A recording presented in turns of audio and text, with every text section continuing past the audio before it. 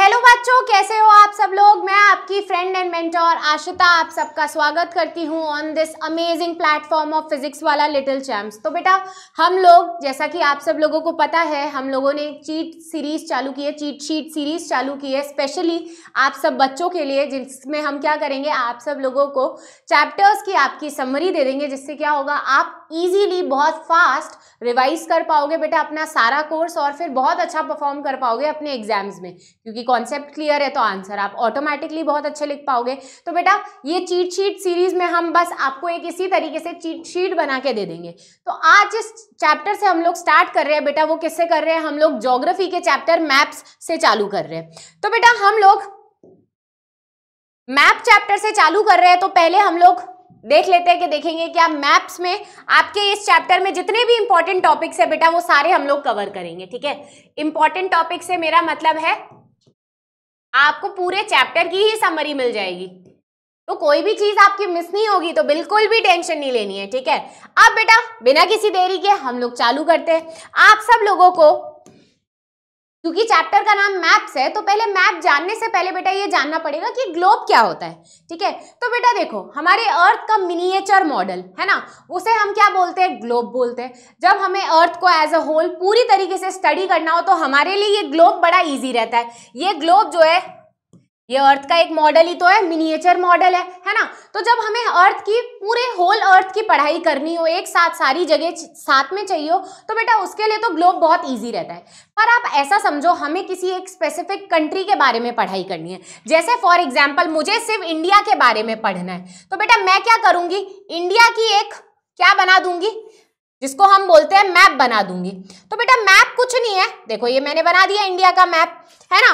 तो बेटा मैप कुछ भी नहीं है, मैप क्या है, map is a drawing of earth surface और a part of it on a flat surface. जब आप किसी एक फ्लैट सरफेस पे किसी भी एक पार्ट की ड्राइंग बनाओ, किसी भी एक एरिया की ड्राइंग बनाओ, उसको हम क्या बोलते हैं, मैप बोलते हैं। जैसा कि मैंने बनाया बोर्ड पे, आप लोगों ने देख लिया है ना, और ये एक फ्लैट सरफेस पे ही बनाया है, तो ये हो गया मैप। अब मैप हमें क्या हेल्प करता है बेटा, तो मैप हमें इस चीज में हेल्प करता है कि मैप हमें एक स्पेसिफिक एरिया के बारे में पढ़ने में बड़ी मदद कर देता है। ठीक है, और बेटा जब एक ऐसी किताब जिसमें बहुत सारे मैप्स हो, उसको हम क्या बोलेंगे, एटलस बोलेंगे। मतलब कि जिसमें बहुत अलग अलग तरीके के मैप है, एक इंडिया का है, एक यूएसए का है, फिर एशिया का पूरा मैप है। तो बेटा ये जो अलग अलग तरीके के मैप है, यानी कलेक्शन ऑफ मैप को हम क्या बोलेंगे, एटलस बोलेंगे। ठीक है, तो एटलस कितने कितने बच्चों के पास है मुझे बताओ कॉमेंट बॉक्स में। ठीक है, कितने बच्चे हैं जिनने अपने स्कूल में एटलस देखी है। अब बेटा हम मैप की बात कर रहे हैं तो इसके टाइप्स भी जान लेते हैं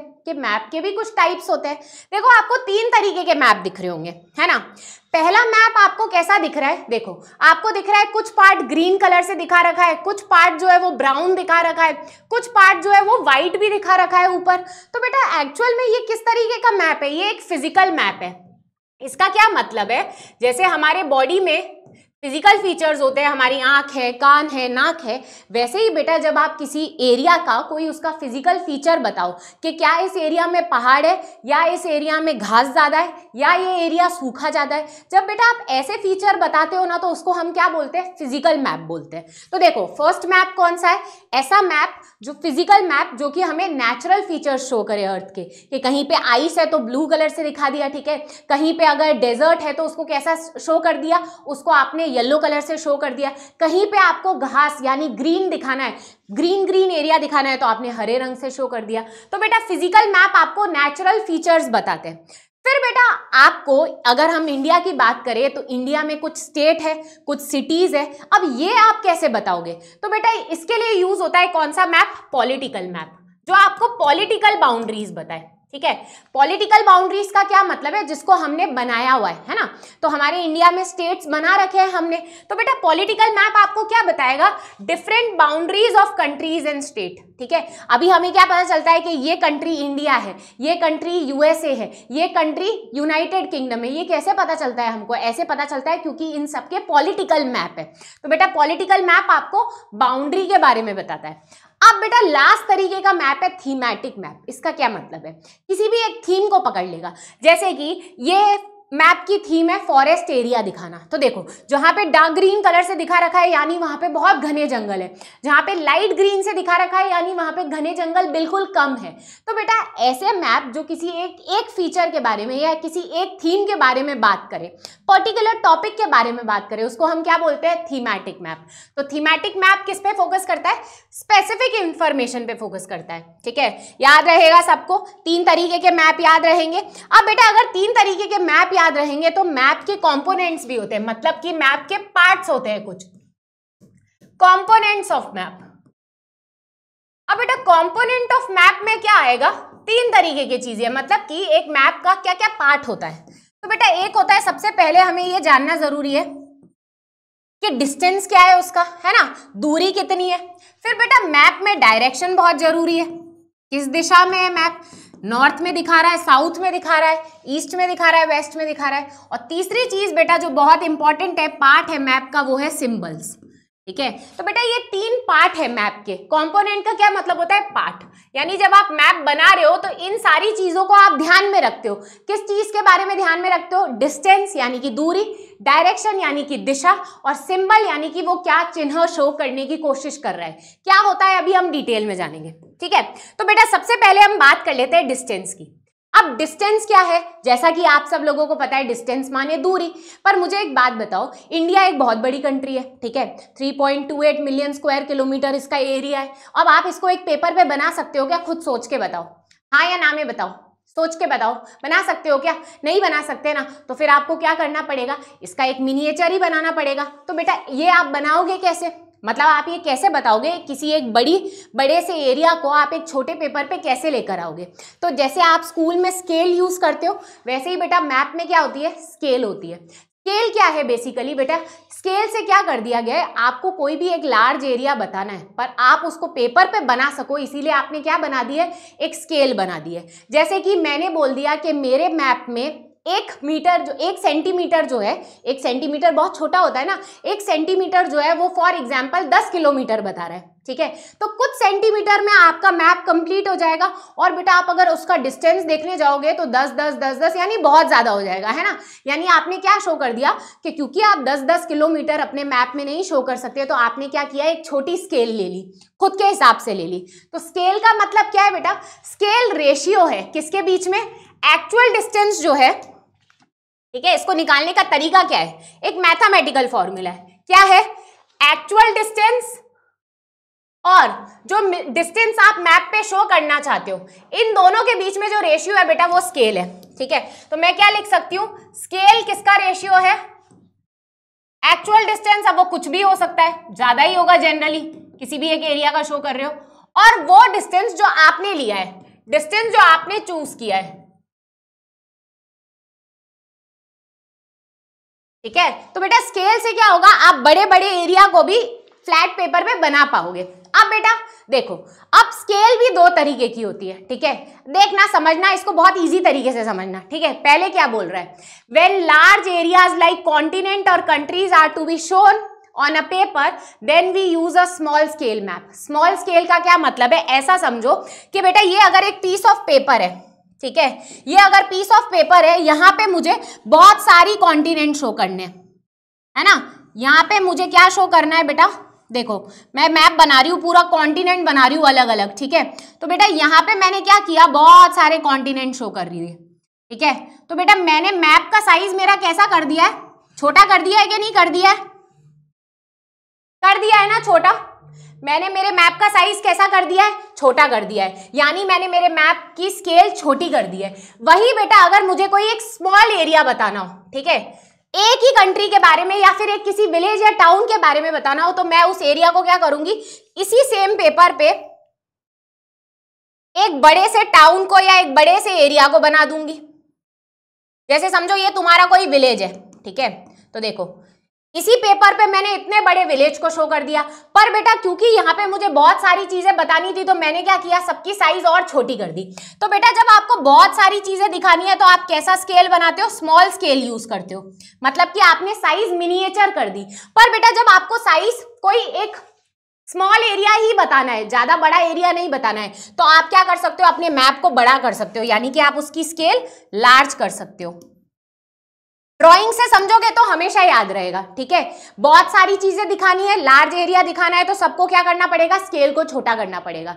एरिया छोटा दिखाना है तो स्केल को बड़ा कर दोगे तो काम चल जाएगा। याद रहेगी सबको ये बात, याद रहेगी, याद रहेगी। चलो पॉज करो और मुझे जल्दी जल्दी से बताओ, ठीक है। अब बेटा नेक्स्ट जो कंपोनेंट है वो क्या है, डायरेक्शन। बहुत ही इजी चीज, डायरेक्शन का मतलब दिशा।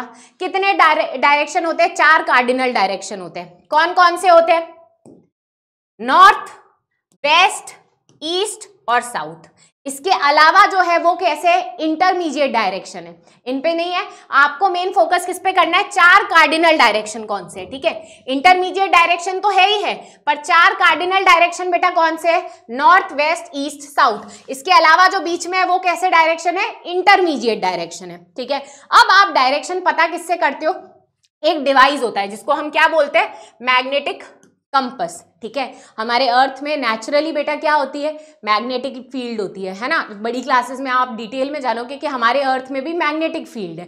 तो बेटा ये कंपस क्या करता है, एक कंपस जो है, ये मैग्नेटिक कंपस जो है, ये किसकी तरह एक्ट करता है, एक मैग्नेट की तरह एक्ट करके ही अर्थ की डायरेक्शन फील्ड के अकॉर्डिंग क्या कर लेता है, पता करवाने में हमको मदद कर देता है। यानी कि अगर आप इस डिवाइस को लेकर जाओगे और इसकी सुई हिलती रहेगी, आपको डायरेक्शन बता देगी कि आप नॉर्थ में हो, नॉर्थ ईस्ट में हो, साउथ में हो, वेस्ट में हो, ईस्ट में हो, सब बता देगी, ठीक है। तो ये जो डिवाइस है इसको हम क्या बोलते हैं, मैग्नेटिक कंपस बोलते हैं, ठीक है। अब बेटा जो नेक्स्ट हमारा कंपोनेंट है मैप का वो क्या है, वो है सिंबल। अब आप कहोगे सिंबल क्यों यूज हो रहा है, तो देखो बेटा सिंबल जो है ना, एक लिमिटेड एरिया में आपको बहुत सारी इंफॉर्मेशन दे देता है। अब आप मुझे खुद पॉज करके बताओ, एक जगह पे मैं बता रही हूं, मेरे को पहाड़ बताने और मैंने क्या किया, ऐसी ड्रॉइंग बना दी, ठीक है। और एक जगह पे मैं बड़ा सा लिख रही हूं कि ये माउंटेन्स है, ठीक है। ज्यादा जगह किसने कम ली, इस वाले ने, और आपको इजीली समझ भी आ गया। तो बेटा सिंबल यही है, जब आप कुछ इमेज, कोई चिन्ह यूज करो किसी इंफॉर्मेशन को बताने के लिए, ठीक है। सिंबल किसमें हेल्प करते हैं बेटा, आपको symbols are used to show features. जैसे कि अगर आपको आपके मैप पे बिल्डिंग बतानी है, रोड बताना है, ब्रिज बताना है, तो असली में तो बनाने नहीं बैठोगे ना, तो आप क्या दिखा दोगे, एक आपने बिल्डिंग का साइन दिखा दिया, एक आपने ब्रिज का साइन दिखा दिया, और ये जो साइन है वो क्या है, चिन्ह है, वो क्या है, सिंबल ही है, ठीक है। तो बेटा सिंबल से क्या हो जाता है, आपका मैप इजी भी हो जाता है और बहुत इंफॉर्मेटिव भी हो जाता है, ठीक है। जैसे मुझे बिल्डिंग बतानी है तो मैं ऐसे बता दूंगी, है ना, रोड बताना है तो मैं कुछ और बना दूंगी, ब्रिज है तो मैं ऐसा सिंबल बना दूंगी, ठीक है। तो बेटा क्या कर देते हैं सिंबल्स, हमारे मैप को इंफॉर्मेटिव भी कर देते हैं और इजी भी कर देते हैं, ठीक है। जो पढ़ा लिखा नहीं है वो भी समझ जाएगा मैप को। अब बेटा इंटरनेशनल लेवल पे, यानी कि बहुत सारी कंट्रीज ने मिलकर कुछ सिंबल ऐसे चुन रखे हैं जो कि वर्ल्ड वाइड रिकॉग्नाइज है। मतलब कि अगर आप यूएसए के मैप में देखोगे तब भी बिल्डिंग ऐसी ही दिखाई जाएगी, ठीक है। आप अगर किसी और कंट्री के मैप में देखोगे तब भी ब्रिज ऐसा ही दिखाया जाएगा। यानी कि वर्ल्ड लेवल पे कुछ सिंबल्स जो है वो एक्सेप्ट कर लिए सारी कंट्रीज ने। तो बेटा उसको हम क्या बोलते हैं, कन्वेंशनल सिंबल्स बोलते हैं। क्यों, क्योंकि ये बहुत सारी कंट्रीज ने मिलकर सेलेक्ट कर दिया है कि अगर आप कहीं पे ब्रिज दिखाना है तो ऐसे ही दिखाएंगे, बिल्डिंग दिखाना है तो ऐसे ही दिखाएंगे। किन किन ने, बहुत सारी कंट्रीज ने मिलके। तो बेटा ऐसे सिंबल्स को हम क्या बोलते हैं, कन्वेंशनल सिंबल्स बोलते हैं, ठीक है। बिल्डिंग दिखानी होती है ऐसे ही दिखाते हैं ना, कोई और तो नहीं है साइन दिखाते हैं बिल्डिंग के लिए। अगर आपको पानी दिखाना है तो ब्लू कलर से ही दिखाते हो, ठीक है। कोई है क्या जो पानी येलो कलर से दिखाता है, नहीं ना, पानी जो है ब्लू कलर से ही। तो बेटा ये क्या है, कन्वेंशनल सिंबल्स है, ठीक है। अब बेटा नेक्स्ट टॉपिक है हमारा स्केच। अब स्केच क्या है, देखो मैं कहीं पे ऐसा समझो, मैम कहीं पे गई, ठीक है, मैम किसी अपने फ्रेंड से मिली। अब फ्रेंड से मिलने के बाद बोल दिया मैम को कि अब एक काम करो, आप आपके जो फ्रेंड से मिले उसका आप क्या बना दो, स्केच बना दो। तो मैम को जितनी भी उसकी शक्ल याद रहेगी मैम वो ड्राइंग बना लेगी। जैसे मैम को याद आ रहा है कि उसके बाल लंबे थे, ठीक है, उसकी आंखें बड़ी बड़ी सी थी, फेस पे बहुत अच्छी स्माइल थी, है ना। तो बेटा ये क्या होता है, स्केच होता है मेमोरी के बेसिस पे, ठीक है। तो स्केच क्या होता है, sketch is a drawing mainly based on memory, ठीक है। आप क्या करते हो, आपने उस टाइम पे अगर कुछ ऑब्जर्व किया है और आपके दिमाग में जो भी याद रह रहा है आप उसके बेसिस पे बनाते हो। जैसे आपको फॉर एग्जांपल मैंने बोल दिया कि अब आपने मैम को देख लिया, अब मैम की ड्राइंग बनाओ, ठीक है। तो आपको जो भी शक्ल मैम की याद रहेगी आप वो बनाओगे, है ना। तो ये स्केच हो जाएगा, ठीक है। तो स्केच कैसी ड्राइंग है, रफ ड्राइंग है ना, क्योंकि आप अपने मन से बना रहे हो, ऑब्जर्वेशन के बेसिस पे बना रहे हो, ठीक है। अब बेटा लास्ट चीज जो आपके चैप्टर की है वो है प्लान। अब प्लान क्या होता है, ठीक है। प्लान क्या होता है? किसी भी एक स्मॉल एरिया की बड़ी ड्राइंग। मतलब कि समझो अगर आपके घर में कोई रूम है, ठीक है, आपका घर बनता है, आपके घर का भी प्लान बनता है, देखना, ठीक है। तो आपके घर में प्लान, आपके घर का प्लान बनेगा तो उसमें दिखाया जाएगा कहाँ पे किचन होगा, कहाँ पे रूम होगा, कहाँ पे हॉल होगा। तो ये एक्चुअल में क्या है? प्लान है।